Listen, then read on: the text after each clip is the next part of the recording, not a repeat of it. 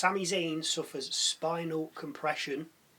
Rhea Ripley gives IYO SKY a title shot. And to no one's surprise whatsoever, Jey Uso picks Gunther.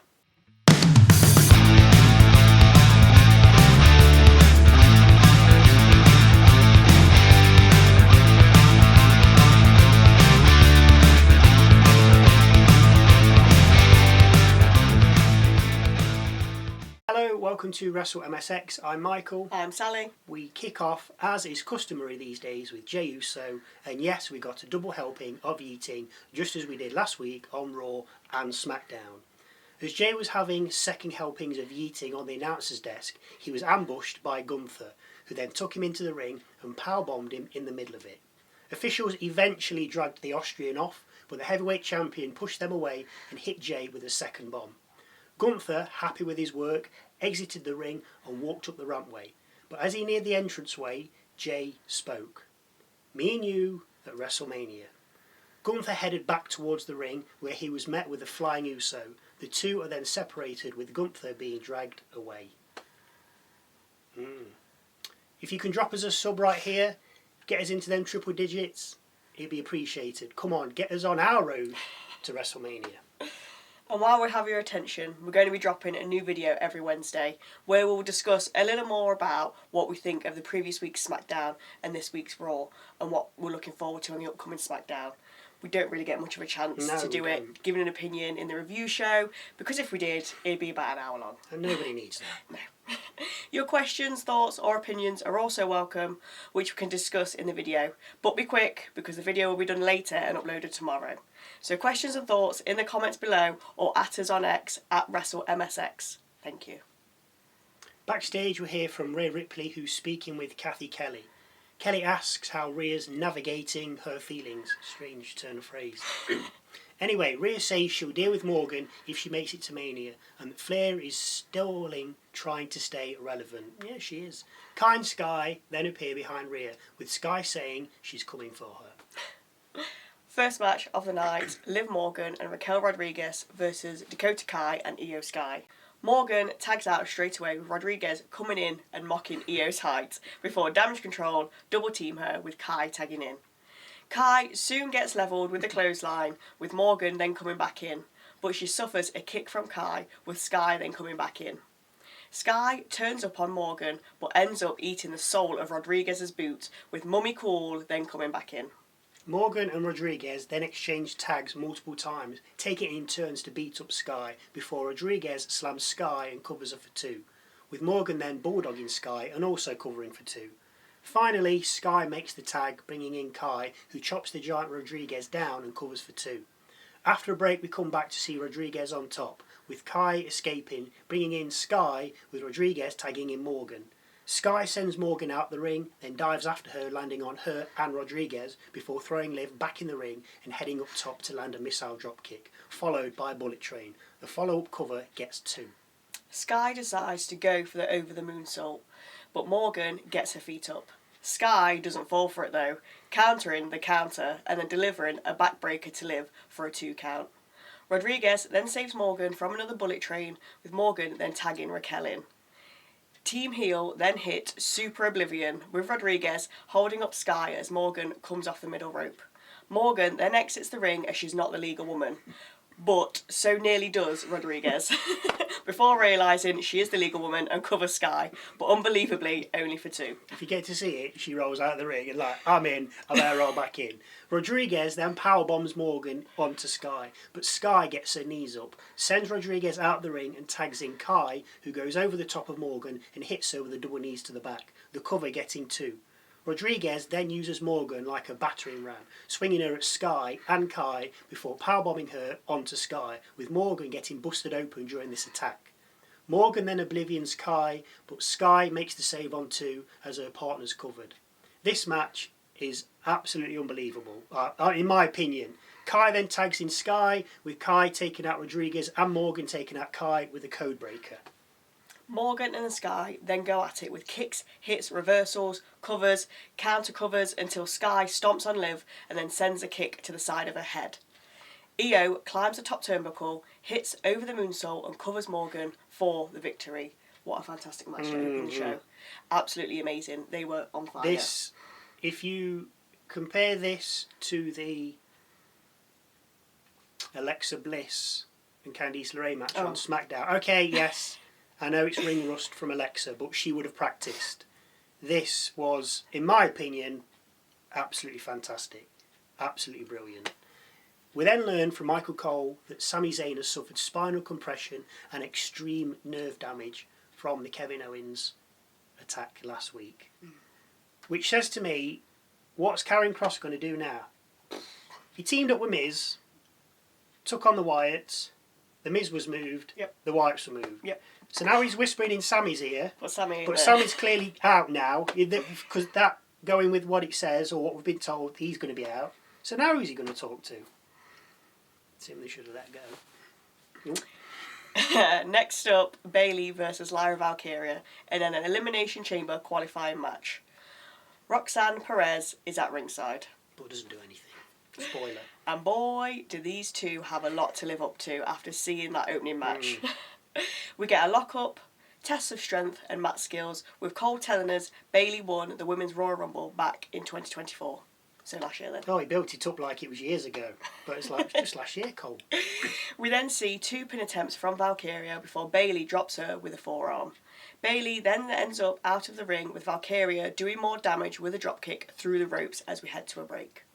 We come back with Bayley stretching off Lyra's neck, so she must have had a cramp, with Lyra then dropping Bayley with a combo of kicks and punches.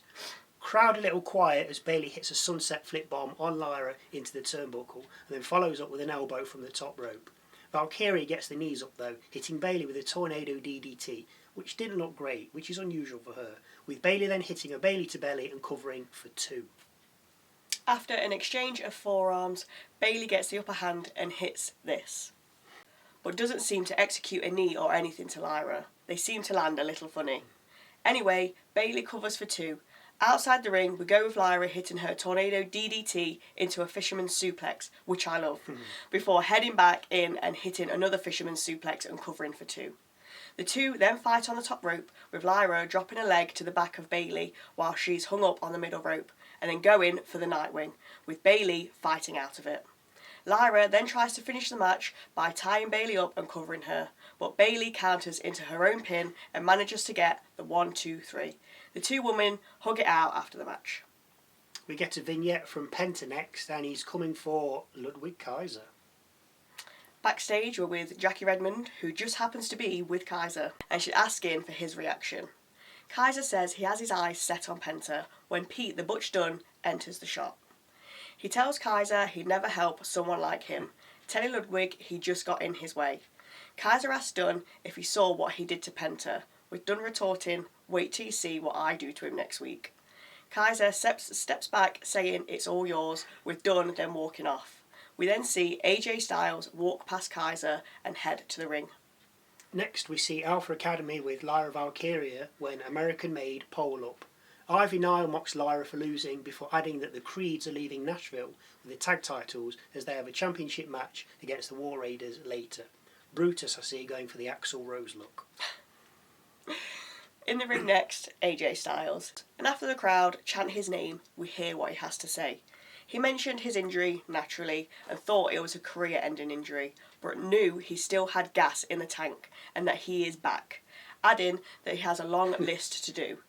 He's interrupted by Dominik Mysterio and Carlito, surprisingly. You saw that coming. As Dom tries to speak, he's booed, with AJ laughing and the crowd chanting his name. Dom tells Styles that the Judgment Day run Raw. Styles knows who they are and asks where Priest, Rhea and Balor are. Styles likes Dom's work ethic, but will always be Rey Mysterio's punk-ass kid. A fight ensues, but Styles gets the upper hand with landing a phenomenal forearm to Carlito as Dominik heads up the rampway. Jackie Redmond speaks with Seth Rollins next, asking how he feels. Seth feels great, and with Jey picking Gunther earlier, that means all eyes are on Cody Rhodes. Seth comes across to me as a cross between Macho Man and Bill Murray. Anyway, Finn Balor walks into shot, Seth's Elimination Chamber qualifying match opponent for next week. Balor tells Seth that we all see the cracks and that he's standing in his way, with Seth saying that Balor's standing in his. We see Styles in the back next speaking with Adam Pearce. Styles said he wants it, so Pearce makes it. AJ Styles versus Dominik Mysterio next week. As Pearce walks off, Styles turns around straight into Bron Breakker. They share a little stare off before Bron says, "See you around." Nice hat, by the way. Next up, American Made versus the War Raiders. Ivy Nile with the Creeds. After an exchange and tags between all four men, Eric slams Ivar onto Julius before Ivar exits the ring and crossbodies Brutus onto the side of the apron, with Eric hitting a sit-down powerbomb into cover for 2 on Julius. Back from the break and the Creeds are in control, swapping tags and beating up Eric. Eric dodges an impending attack from Brutus and finally tags in Ivar, who decimates Brutus with a backbody drop, side slam, and yes, another crossbody. Julius comes in, but he gets taken out, with Ivar then performing a Bronco Buster and a double underhook sit-down powerbomb to Brutus and then covering for 2. Brutus then gets double-teamed but manages to kick out on 2. Julius then pulls Eric from the apron as Brutus angle slams Ivar, with the follow-up cover only getting 2. The Creeds then exchange tags, but somehow Ivar bests both of his opponents with a double back elbow before heading for the top rope. Niall distracts Ivar, allowing Julius to hit a superplex onto the Viking before Brutus lands a moonsault. Brutus covers, Eric makes a save on 2, or rather he didn't, because the ref actually stopped counting before Eric broke the cover. He knew what was coming and got a little excited there. Eric and Brutus then exchange blows in the middle of the ring, with Eric winning out, tagging in Ivar and setting Brutus up for War Machine. As Ivar heads to the ropes, Julius charges along the apron and clocks in with a tag belt, causing a DQ with the ref calling for the bell. Brutus then picks up the belt and knocks out Eric, with the Creeds then raising the titles as if they'd won. I mean, they did say they'd leave with them. Makes a change for the ref to see things as well. Yeah. In the Judgment Day den now, with Balor telling Morgan to listen to him next time. Dominik gets up and says things will turn around, and then calls Balor a fool for not coming out and helping him and Carlito against AJ Styles, but vows to take care of him next week. "Good," says Balor. "You started it, you can finish it." Mysterio suggests considering a new member with JD being out, when Morgan gets up. You can see the gash to her eye just under her brow, siding with Dom, and adding her weight to the idea of another member. Balor says no. There will be no new members, saying he's going to fix things. Beat Seth next week, win the Elimination Chamber, go to WrestleMania, and become World Champion. Good luck with that, right? Yeah. Everybody's got a dream. We see the Damage Control women heading off when they come across Rhea Ripley. Ripley tells IYO she's spoken to Adam Pearce and is going to give IYO a title shot on the Raw after Elimination Chamber. Sky says she can't wait and we'll see her then. CM Punk heads to the ring next. His goal is still WrestleMania, and with Jey going for Gunther, Punk has his sights on Cody. So does everybody else. Punk has a pop at Cena for just saying, "Hey, I'm in the Elimination Chamber," Does that mean he's shooting on him or is it okay? Don't get excited. but adds he deserves to call his shots, and then vows to beat John and go to WrestleMania. Punk then calls Drew garbage, saying he ran to SmackDown because he beat him in Hell in a Cell. Punk then mentions Seth, who's taking on Finn Balor next week, but says it doesn't matter who's in the chamber, it's Punk's hand that will be raised, saying he's never been more confident in his entire life. WrestleMania 41 belongs to one man, CM Punk. With that said, Logan Paul's music hits, with him then getting in the ring. Logan says he sees why they call him a punk, CM Punk, that is, adding he could come up with better names to call him. Logan can't understand the booing, claiming he had Punk's number at the Rumble and will have it at the Elimination Chamber. Punk says he'd have mentioned Paul and WrestleMania, but forgot he was in a match, before going on to say, "You got my number, but don't worry about me, the number you pulled is 619. Cue Rey Mysterio's music. Last match of the night, Rey Mysterio versus Logan Paul in an Elimination Chamber qualifying match. Rey stomps Paul, sending him from the ring, with Paul re-entering and swapping moves with Rey before Paul slows Mysterio down with a tilt-a-whirl. Paul lands 3 knees to Rey's gut before slamming him and covering for 2. Paul follows up with punches before running at Rey, who's near the ropes. Mysterio, of course, drops the ropes, sending Logan out before landing on him with a corkscrew plancher. The two re-enter the ring via a moonsault with Paul holding Rey. This takes it out of both men as we hit a break, come back and see Paul manhandling the 619er. Logan tosses Rey out the ring with a luchador then goading Paul.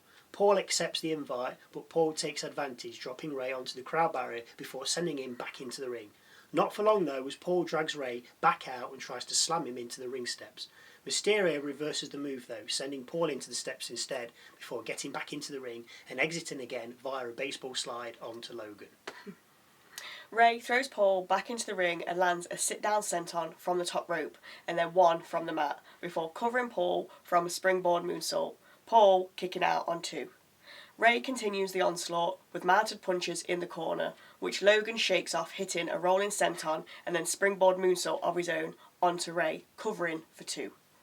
Ray gets another 2 count after countering and DDTing Logan before drop kicking and setting him up for the 619. As Ray rebounds off the rope, Logan gets up and big boots Mysterio, with Mysterio heading to the corner. Logan heads over, about to deliver mounted punches, but Ray slips out from underneath and delivers a sit-down powerbomb. Paul kicks out on 2.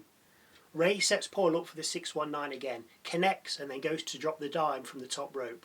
Logan gets his knees up, hits Ray with a titanium arm/hand, and then finishes him with a pulverizer.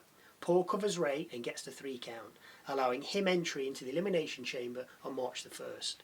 Paul heads back up the rampway as we look back towards the ring, but just when you think it's all over, the New Day enter the squared circle and beat on Ray as Raw fades to black. Mm-hmm. Now, if you get a chance to see that first match between those 4 women, for me, absolutely amazing. Yeah, you're going to get highly it was rubbish. It's Of 2. course. You're going to get some people might be like, yeah, it was brilliant. Some might it's just a 5, but for me, it was the flow.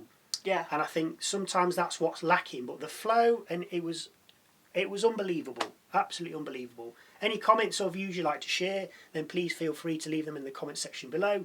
Don't forget we're going to do another video later, so that'll be out tomorrow. So if there's any questions, we'll try and cover them with our own thoughts and opinions. Thank you for watching, and we'll see you tomorrow for our take on what's been happening.